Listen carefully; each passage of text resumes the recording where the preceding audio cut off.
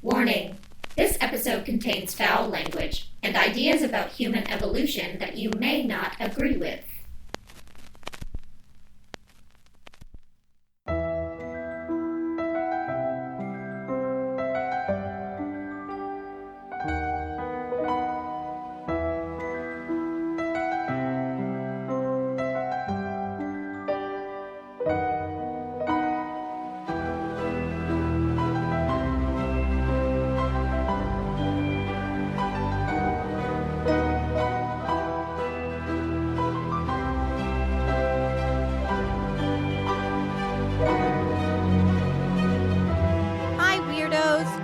Listening to Keep It Weird, the podcast for all things strange and unusual, primordial and prehistoric, biological and artificial, and sometimes we go back in time.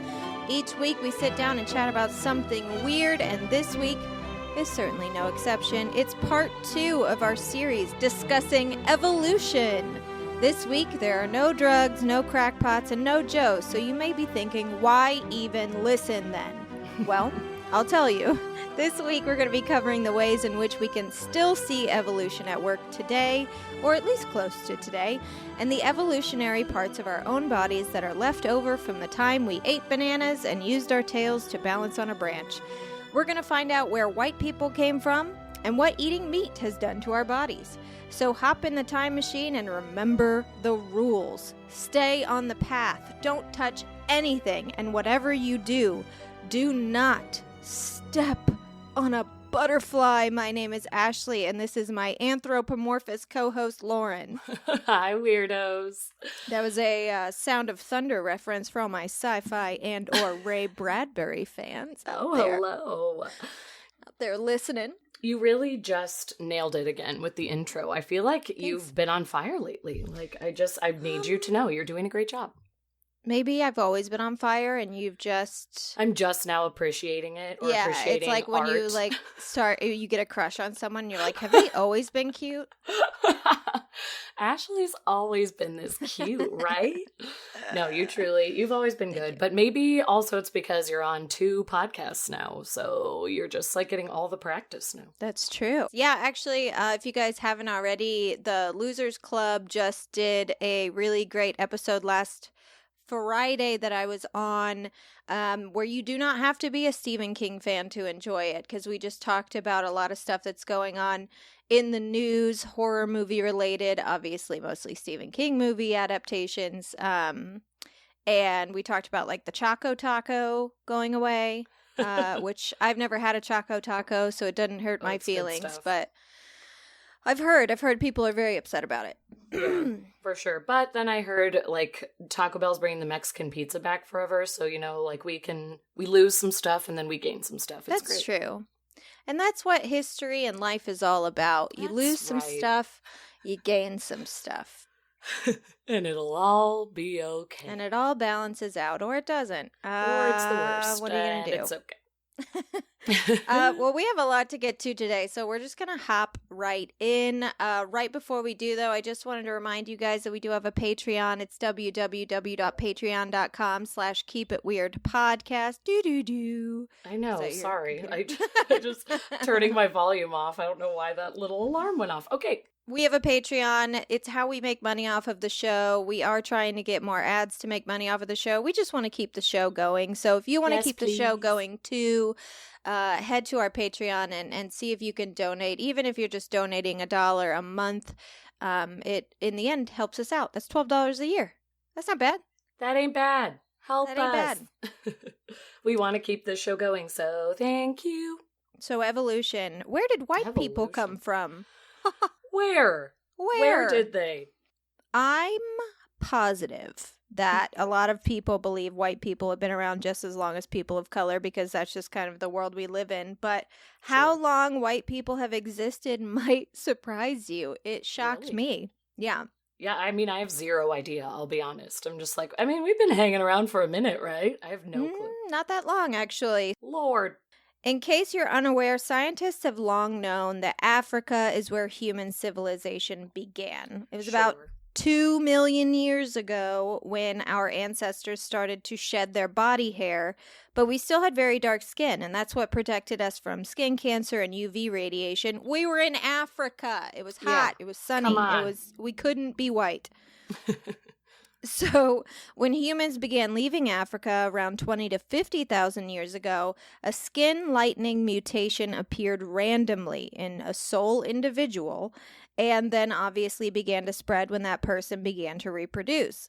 And what's crazy is that in 2015, the American Association of Physical Anthropologists offered dramatic evidence of evolution in Europe, which is essentially the ancestral home of white people. We all sort of came from Europe. I always make jokes when people are like, I'm Irish and I'm German and I'm Swedish. I'm like, so you're white. You're just European. Very white. Yes. This evidence that I referenced shows it's only been about 8,000 years. No. Yeah. What? That brought Europe white people where we're all from. Obviously, a couple white people existed, but as a huge population of people, it's only been about 8,000 years. That is seems wild. Wrong. That seems incorrect. It seems so incorrect. Wow. Okay. But yeah, it looks about 8,000 years ago, white people came to Europe. And that's not when Europe was populated, because the Africans who originally settled in Europe about 40,000 years ago had dark skin. Even hunter-gatherers in Spain, Luxembourg, and Hungary had dark skin. They did not have the genes SLC24A5 or SLC45A2 that led to the depigmentation of European skin today. Yes, those genes. Yes, of course. Well. We all know them. These genes developed in our bodies to maximize vitamin D synthesis, because when humans started migrating to areas that had less sun, they had less vitamin D, and our bodies needed to be able to process and store vitamin D much more efficiently in order to not die. And these people also developed the genes that allowed them to process milk, lactose tolerance, because as we know, well, and maybe you don't, lactose intolerance is the norm. We're not supposed to be able to tolerate lactose, but we've developed a gene that allows us to, so we can get that vitamin D, especially the whites. We need our vitamin D. We get it. We need it, baby. It's so funny because I feel like I have more people in my life who are lactose intolerant than not, everybody is not doing well with the cheese and the milk, so that I just ate a cheese stick, so that should end you well. Did. It's gonna be a rough night. This is all incredibly recent evolution, which is wild because it's one of the things anthropologists are looking at when trying to answer the question, are we done evolving? Because the answer seems to be a very loud no. Nope. We are not. And this sort of stuff also, makes you feel a lot angrier about how horrible white people are when it comes to the superior race bullshit, considering we've only really existed as a whole-ass population for less than 10,000 years. We're new here. Why do we think we run the place? That is infuriating. It makes me hate us even more. And it's disappointing. To go a little further into that, not much further, but I was kind of interested because I was like, well, how do they know this? And there's no race gene. Race is an extremely vague biological, social, and political concept. Skin color is only a part of what race is and is not. Yeah. It's much more of a social construct than a scientific one, especially when you break our bodies down to a molecular level. People of the same race can have as many differences in their DNA as people of separate races do. And it's also difficult for scientists to even determine where one race ends and another begins. So skin color is literally just a tiny gene, which is why it's not as crazy when you see two people of color having a white baby or vice versa, because all it takes is one or two little bitty genes that could be lying dormant in your DNA from generations ago. Right out.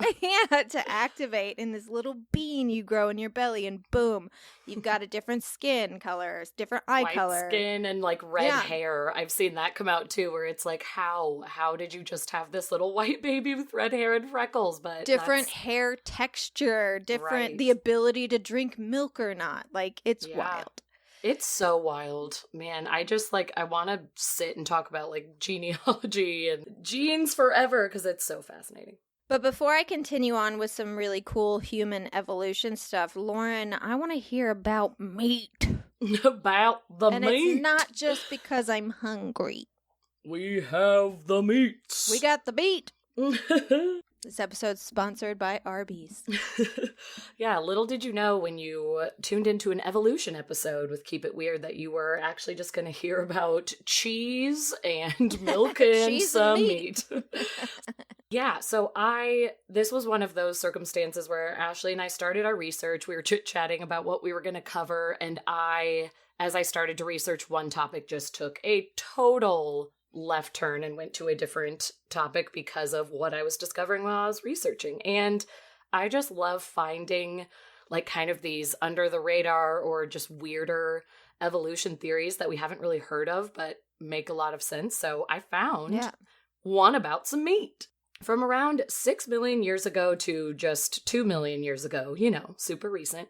Did you say 6 million to 2 million or 6 billion to 6 million to 2 million. Okay, cool. Like that little... I was that is not even close to the same amount of time. What? That is so many years. No, from 6 million years ago up to 2 million years ago, as in like that passing of time, the ancestors of modern humans had pretty small brains from what we have learned. For about 4 million years total, our brains were basically staying the same and were pretty unimpressive by our modern standards because, we're rude and we're complex now. And so we're like, oh, they were doing nothing with those brains. And these distant ancestors mostly ate plants and they had really short legs and brains similar to a chimpanzee's. That's kind of how you could compare what was happening. But then these pre-human people, I want to call them people, creatures, but like that sounds wrong, but these pre-humans, I'll just say, started eating meat. The ancestors of modern humans as we know them today started eating meat around 2.5 million years ago from what we have learned. And with the introduction of meat into our diets, our ancestors' brains started rapidly increasing in size and complexity. And this allowed early hominids to develop into the complex, complicated humans with the brain power that we see today to do things like, build a computer, go to space, smart people stuff. Like, I don't know how we are the way that we are. I feel like you said this on our last recording right before this episode or before this series where we were just like, evolution is nuts because why do we exist and why are we so complex? And it's so crazy when you look back at the science. It kind of started right around the same time that meat eating happened. A paleoanthropologist named Brianna Pobiner was digging up ancient animal bones in Kenya like 25 years ago, and she was searching for little cuts and dents and signs that these animal fossils had been butchered by our early ancestors trying to get at the fatty, calorie-rich bone marrow that was hidden within.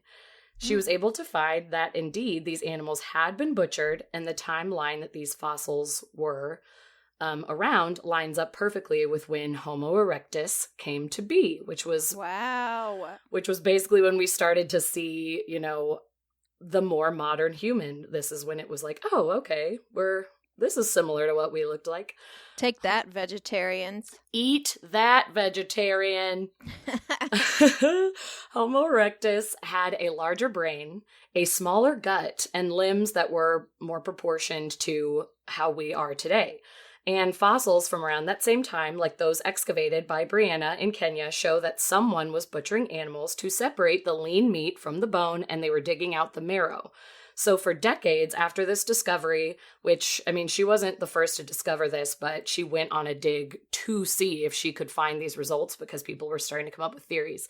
But for decades, paleontologists, based on what they were finding with these fossils, have theorized that the evolution of our human-like traits and features and meat eating are all connected. And there's a very strong connection.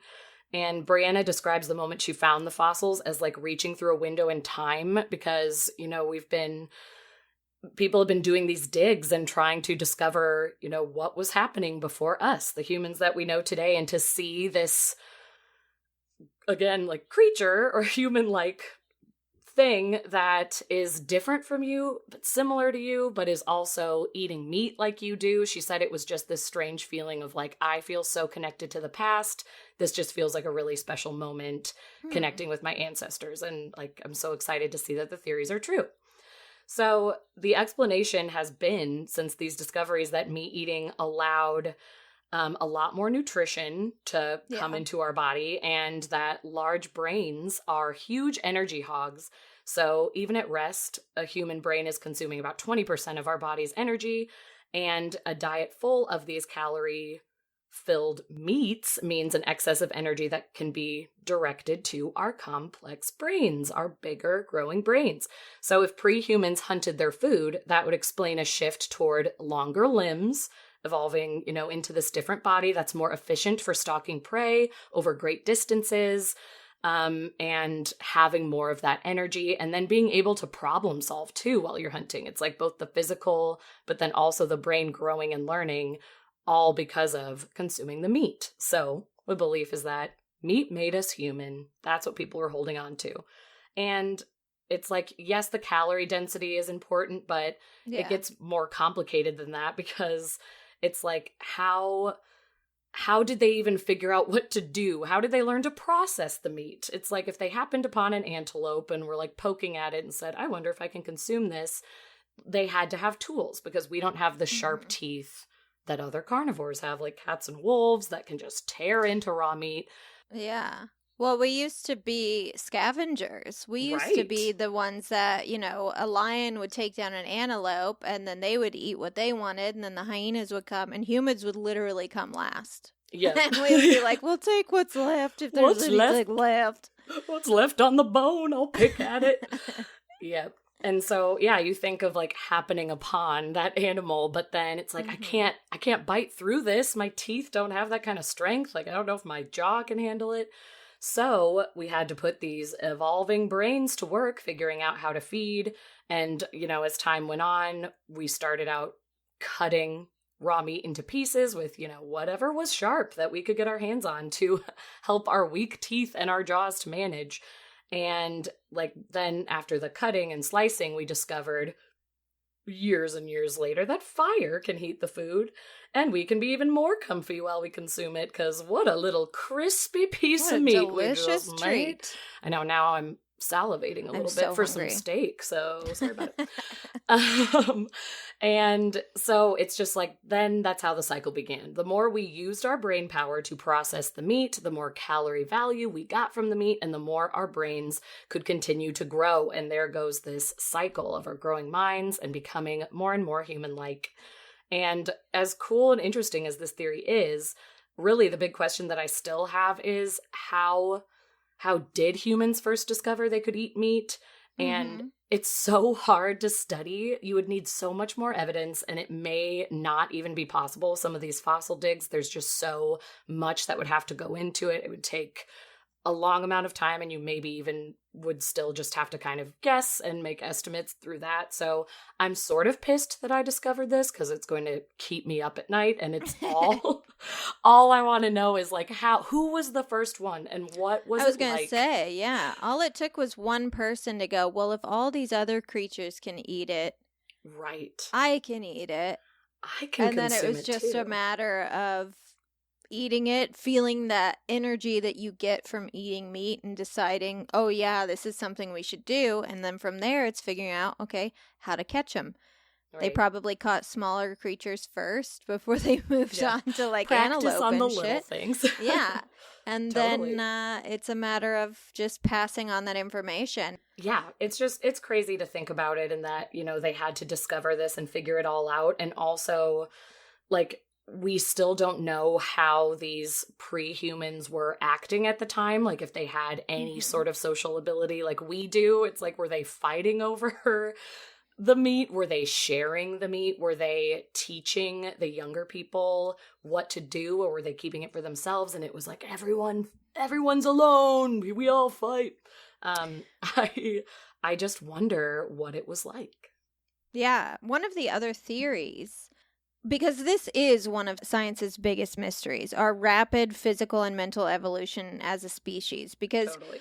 we obviously have gaps in our fossil record, but from what we do have, the record suggests early proto-human brains nearly doubled in size during a very quick evolutionary period. Mm-hmm. And obviously, some scientists believe that the weird biological anomaly of human intelligence is just a byproduct of physical evolution. Our weak bodies simply had to grow smarter to evade predators and pass on DNA. But also, if we did start eating meat and our brains physically grew bigger, then eventually it would become more, we would progress. Eventually it would become more complex. I know, but that's why I kind of like it. Yeah, and all kinds of things we were learning at the same time, because not only were you learning you can eat meat, but you also started to learn that you had to hunt. You also had to care for animals, because then, maybe you were gathering a bunch of animals and having them around as opposed to hunting. You were just having them around for when you could eat. And then obviously growing food. Like, there's all kinds of stuff that takes knowledge and takes a willingness to learn that stuff. So yeah, eating meat could have absolutely at least been the trigger to enhance the size of our brains. Right. And it's like, I like the theory because it's like, even if other things were happening too, and of course there are so many scientists and even paleontologists who are, doing these digs as well, who are like, okay, yes, I see that Homo erectus came around at the same time that we're finding these butchered animal fossils. I like this theory, but also we have so much more research to do, and that we just haven't done enough digs to compare different timelines at different points in history.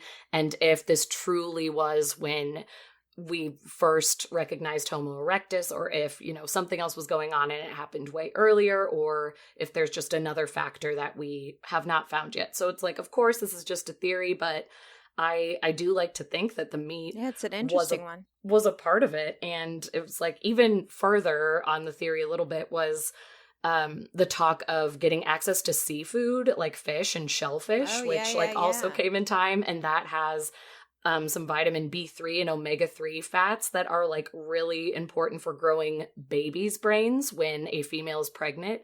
So it also kind of aided in like, okay, we discovered meat, and then we discovered, the seafood that we could eat as well when we're on this journey, and we're suddenly giving our babies all this brain power. So it's like we are just passing it on, getting better and better as humans, from the meat to the fishies, all of it. And I think it definitely could have been a huge factor. And kind of like what you said, there's, I guess, the other theory that goes along with it, with like, okay, maybe it wasn't just meat. What if it was, there's a theory called the grandmother hypothesis, which is that climate change reduced, our ancestors' ability to get the easy plants, the easy fruit.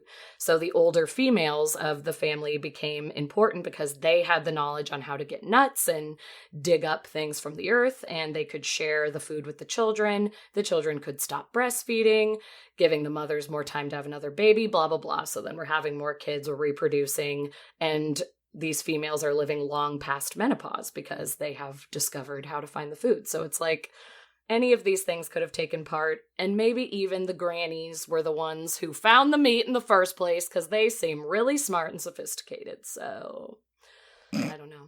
I think it all could be possible. Yeah, behavioralists actually believe that the reason our brains and intelligence grew might have had to do with helping each other, which is very sweet. Because I know, I love that.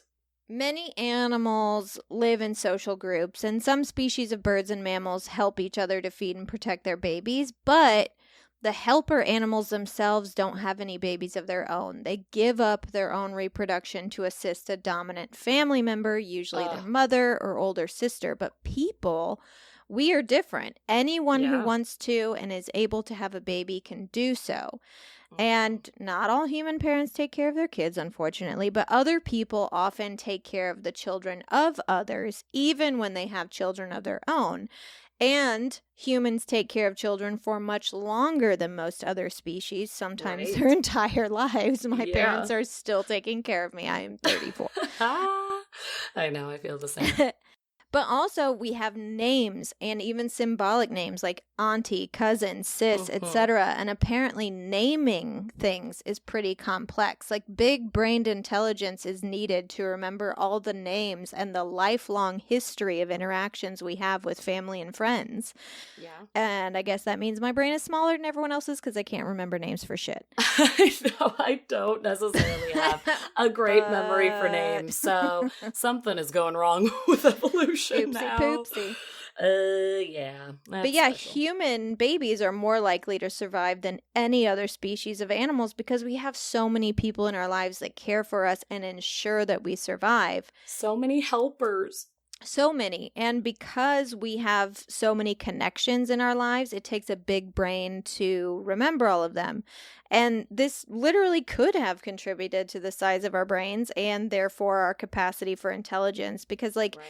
if you look at chimpanzees in comparison, only 1/3 of chimps survive to adulthood. And that's usually because the mother is the only one who cares for their infant. No other chimps help, including fathers and grandparents. And that's a lot of responsibility. And sometimes, you know, It's a whole the lot babies for the just mama. don't make it. Yeah. I know. And that's kind of why I have this curiosity now of wondering Mhm. like how these humans were, you know, like when Homo erectus came around, like was there a lot of sharing and taking care of each other? Because I want to believe that it's true because they are our ancestors and we are now helpers, as you were just saying.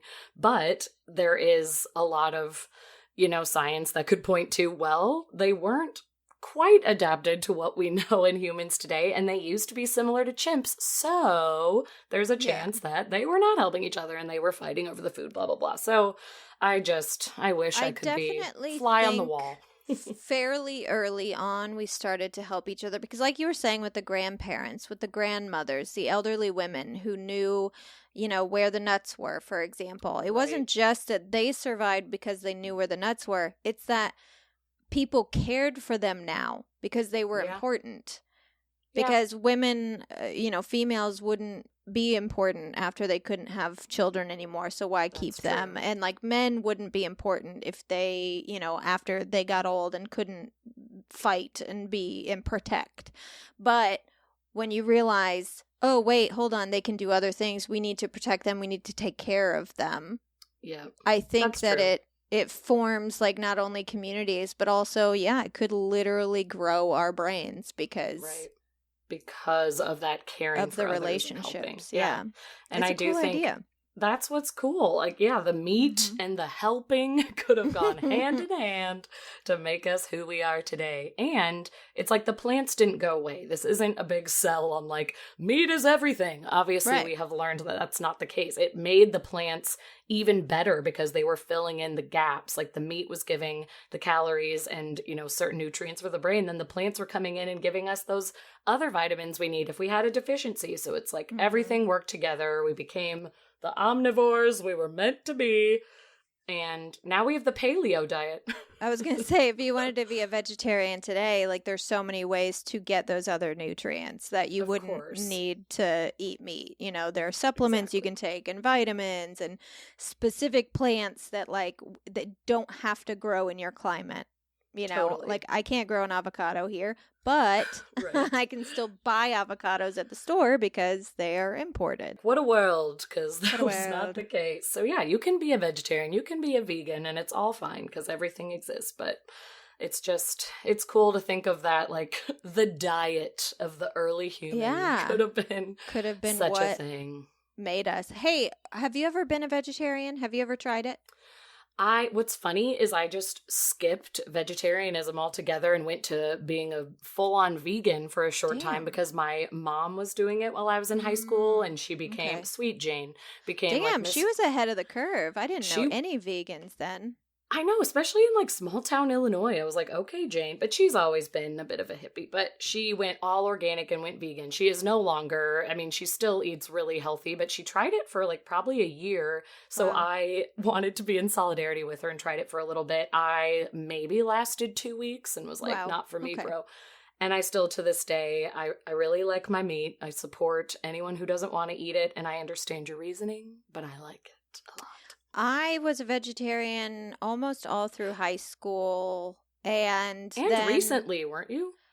I thought you did sort of recent. I mean, it was like 2012, 2013, and 2014. So I was vegetarian for like 2 to 3 years, but I was having a shit ton of digestive issues and nothing was helping. And it almost all went away when I started eating meat again. So I was like, oh, okay, it's not for everyone. I remember that now. Yeah. In high school, it wasn't like I'm vegetarian because ... I just didn't really like meat. I didn't like it. It didn't taste good to me. I just didn't have a taste for it. So, but yeah, I've done it a couple times in my life, and I sure do like meat. I could probably be a pescatarian if I ever decided. That was going to be my question, actually. It's so funny that you said that. I was going to say, do you think you could ever just eat fish? Because I do think I could do that. Yeah, I love seafood. I don't know if I could give that up, but I think I could give up red meat and poultry for a time. I don't know if forever. I shouldn't make that bold of a claim, but I love a cheeseburger, and I can't be sorry. And I'm sorry, but sometimes I'll order an Impossible burger or an Impossible sausage simply because I like the taste of them. Like, they're completely different tastes. They don't taste like it's like a just burgers different and meal. Stuff. It's a different meal. And I'll do that sometimes, especially when we used to live next to Doghouse. They had an Impossible hot dog that was like kind of incredible. But what pisses me off is when people are like, have a portobello. And I'm like, okay. Oh, boy. Absolutely. Yeah. That is not the same thing. And if you say, I feel like Ron Swanson, if someone offers me a portobello instead of like a burger patty, I'm like, how fucking dare you? I will never. Do you know what that tastes like? A mushroom. If I wanted a mushroom, it's a mushroom. I'd eat mushrooms. If I asked for a mushroom burger, then I would accept this gift from you, but I wanted a burger. I did not.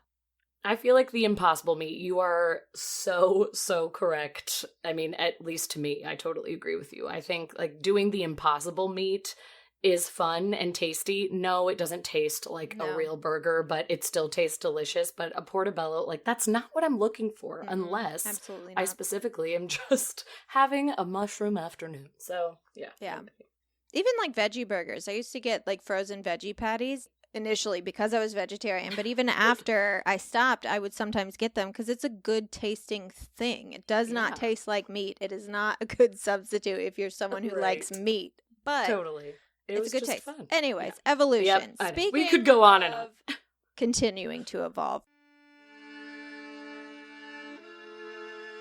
Ghost stories are always scarier when they're told by the very people who experienced them. Hi, I'm Becky. And I'm Diana. And we're the hosts of the Homespun Haints podcast. We talk to people just like you who've come face to face with ghosts, demons, haints, and other strange paranormal phenomena. All of it makes for a chilling good time. So grab yourself a sweet tea, turn off the lights, and listen to some eerie, true ghost stories on Homespun Haints, wherever you get your podcasts. I'm not scared. Are you? There are actually some things happening right now, as we speak, that prove humans are still evolving, and we can almost watch it in real time. For example, do you know what the median artery is? No, I'm scared. No, don't be scared. It's an artery that temporarily runs down the center of our forearms when we're still in the womb that gives some extra blood flow down to our fingies to feed our developing hands. Aww. And eventually, around 8 weeks, the artery usually regresses, leaving the task to the two other vessels, the radial, which is what we feel for when we take our pulse, and the ulnar arteries. But lately, the median artery is sticking around. It's 3 times as common in adults today as it was a century ago. What? Which suggests that natural selection is favoring those who hold on to this extra bit of blood supply to the hands. But we don't know why. We have no idea why this is. There's just no reason for it. Well, because you'd think that having that juicy extra artery in your arm would help us maybe in the sense, like, maybe it's due to technology, typing. We're typing so much and typing on our phone. You know, we're using our hands in a different way than we ever had. So maybe that's why. But having one of these arteries actually puts you at greater risk of carpal tunnel, which makes you less able to use our hands. So like I said, they aren't sure what this is happening for, but scientists believe that a majority of people will have the median artery in their forearms by the year 2100. Wow. Yeah, okay, not having so it will be weird. Yeah. How do we know if we have it? I'm looking at my arms. I'm like, an X-ray? I don't know. I don't think you can see it. You can't see it through the skin. I figured. I'm just staring at my arms like a fool, but I thought maybe. That's so interesting. This is kind of cool too. Well, actually, we've discussed this previously on the show briefly, but wisdom teeth. Wisdom teeth are another change we're seeing because our ancestors' diet before the meat actually comprised of mainly raw plants and vegetables, which had to be eaten faster than we do today. And they had to ingest a lot of it in a single day to compensate for the lack of nutrient variety. So the extra set of molars in the back, the wisdom teeth, helped us in this chewing process. But our diets did grow smaller, and our need to process food faster was reduced because we aren't all being hunted by large cats all the time. We have meat to supplement. So these days, some people don't even develop wisdom teeth at all. And there will probably come a time when developing wisdom teeth will be way weirder than not developing wisdom teeth. Yeah, that is so true. I feel like I know a lot of people who are like, they never came in. Didn't come in. Yeah, and it's like that's my wisdom teeth. This is wild, and I don't know if this is normal. My wisdom teeth were there, but they never developed any roots. Oh. So when I had them removed, it was a little bit later. I think I was like 18 or 19. I had them removed, and all they had to do was slice me open and pop them out. They didn't have to pull them or anything because they were like not attached. They were like floating in my gums. Digging. Yeah. Ugh. Which, did that make your healing time any better? I have no idea. I was still put under, and I still had to have the dissolved stitches, and I still was swollen and sick. So, like, as far as I can tell, my surgery was not any easier than anyone else's. But it still sounds rough. Yeah, I didn't have to, like, have, they weren't cranking them out of my head. Yeah. I still have to get mine removed, and it's like it only gets worse as you get older, and I've been putting it off because I'm just scared of the dentist in general. Like, well, the good news about wisdom teeth is they put you to sleep. You won't know. I know. It's just the dentist in general. But yes, I am getting them out actually next month. No way. Wait, oh no, September? I'm going to my consultation next month. I was like, I made an appointment for something, and then we'll probably schedule it for October. So that's unfortunate that our favorite month of the year, I'm going to have an ice pack on my cheeks. Well, you could always be like, can we do the first week of November? Yeah, seriously. Possibly. Can we just let spooky month go by first? Yeah, I was going to say, you're going to have to take a week or two off of the pod because you'll sound very silly. Or we'll just record ahead of time before. Yeah, have them and then I'll make sure to post videos to our Patreon or something of me just really drugged up with swollen cheekies. Oh, gosh, that would be just fun. A treat. People who can move their ears are slowly disappearing. Oh, that's so sad. Like alfalfa? Yeah, the ear muscle that allows some people to wiggle their ears is left over from when we were more primate than human because we were able to swivel our external ears like cats and dogs. You know how you like talk to a cat and you see their ear turn towards you? Yeah. Yeah. To help focus our hearing in certain directions, and we don't need that anymore. So some people, I can't wiggle my ears. I know. Oh, me either. Not even close. Can you flare your nostrils? Yeah, I can flare my nostrils. I can roll my tongue. I can curl my lip, but only on one side. Only on my left side. My right side, my lip doesn't curl up. I can only do it on my left too.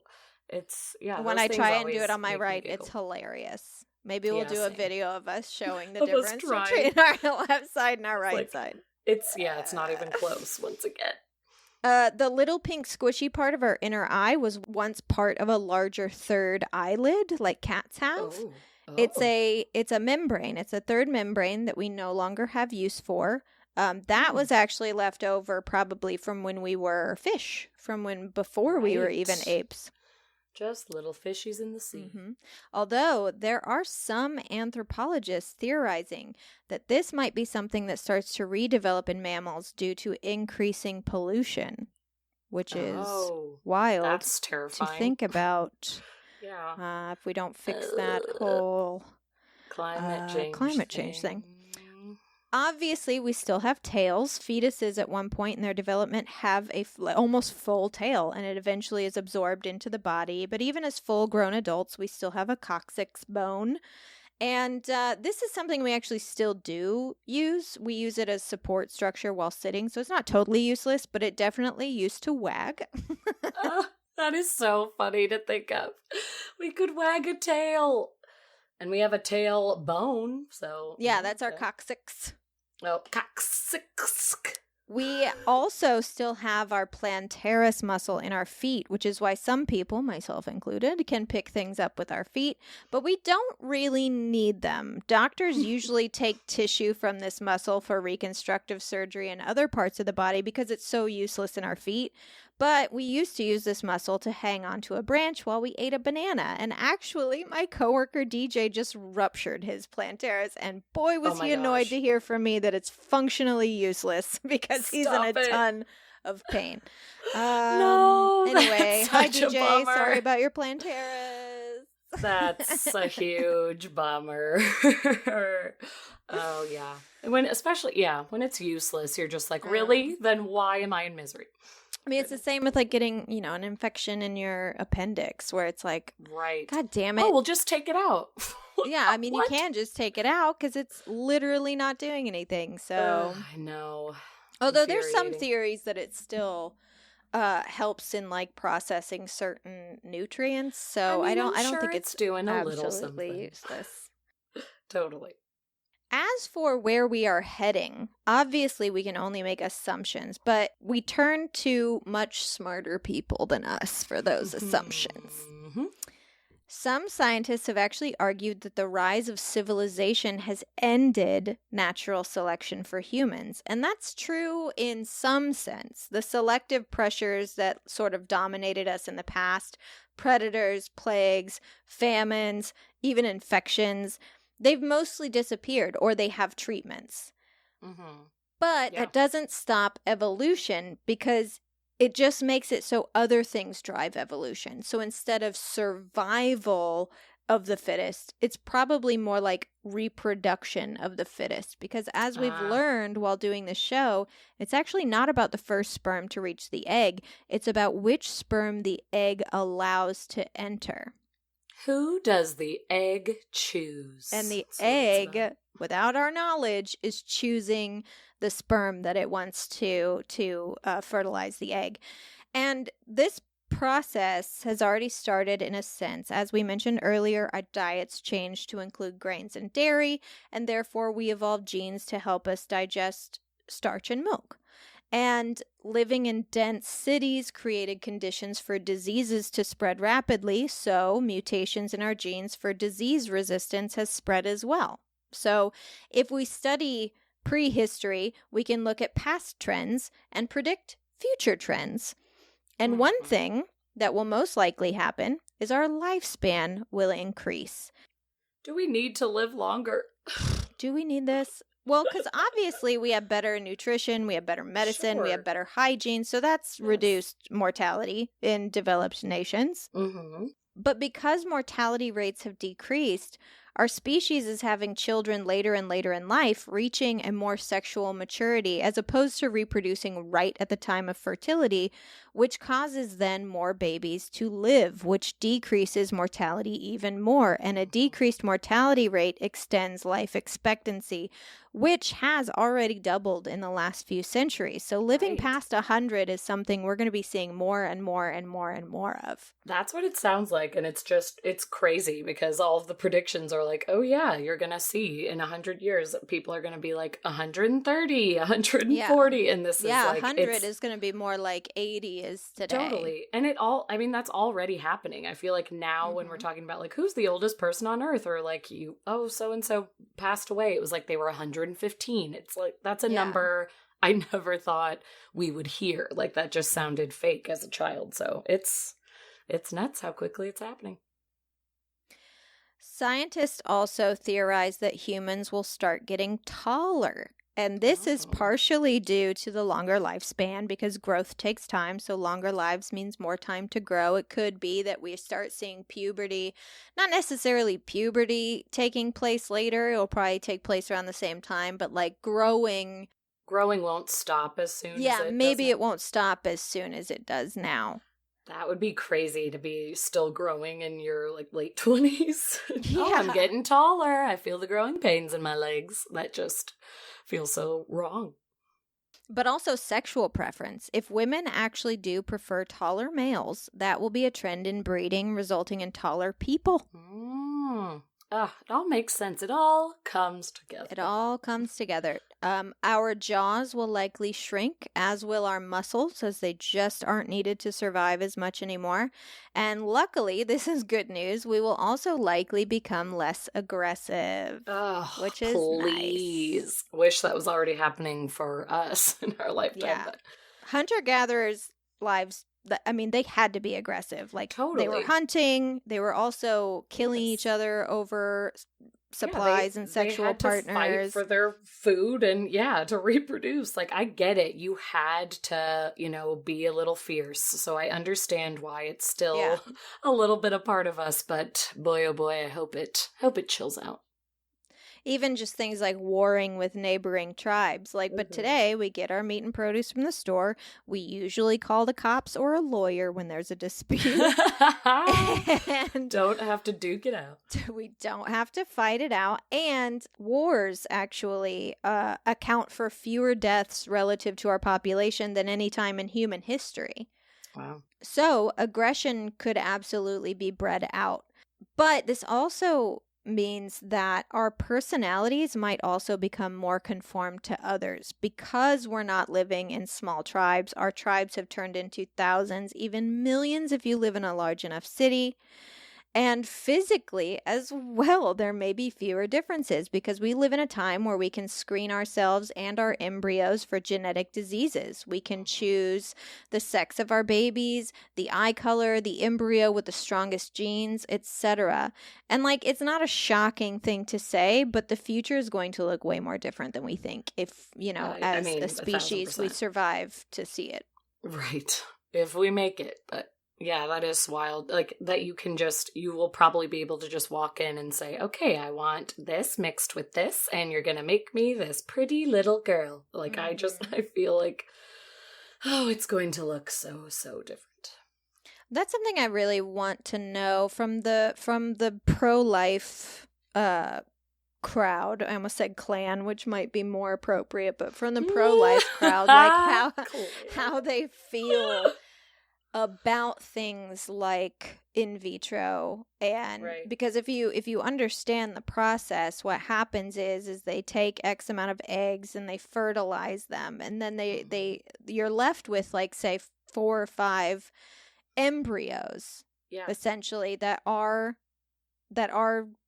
viable. They're alive if that is what you believe, and you choose which one you want to be inserted. Sometimes people choose more than one for a better chance of the baby living, and then the rest are just discarded. Destroyed. Yeah.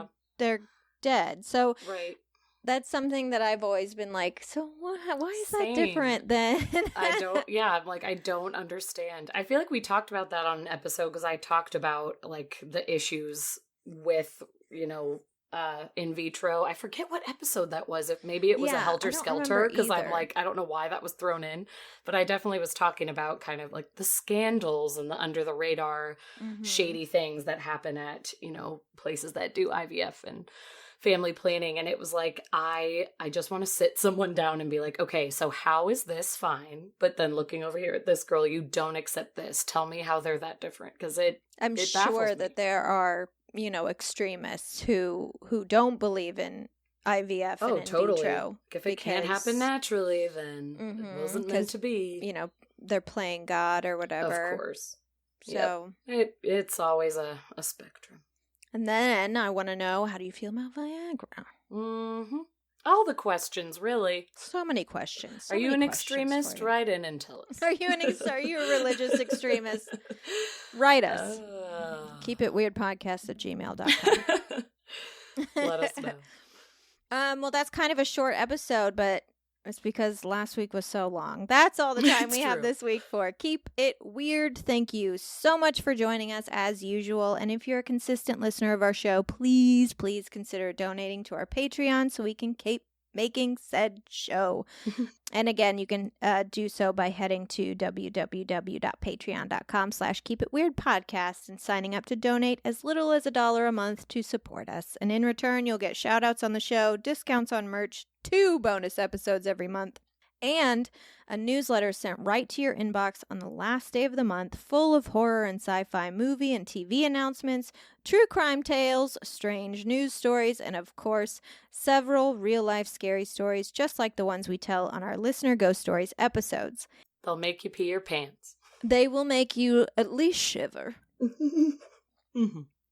We also occasionally share spells and guest articles, so if you're ever interested in contributing to the newsletter, you just send us an email at keepitweirdpodcast@gmail.com with the subject line newsletter.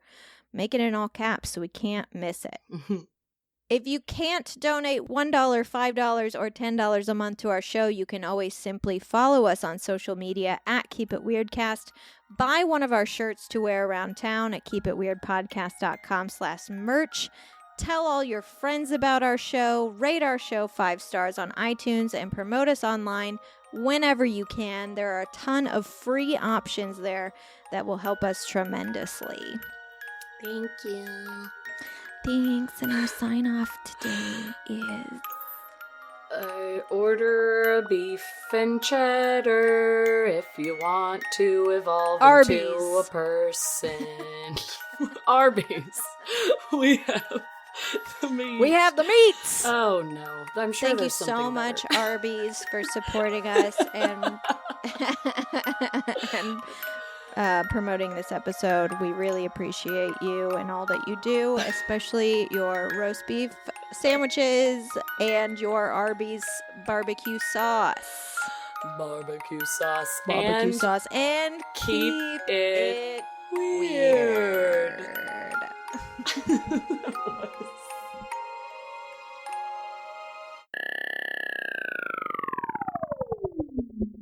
Arby's, we have the meats.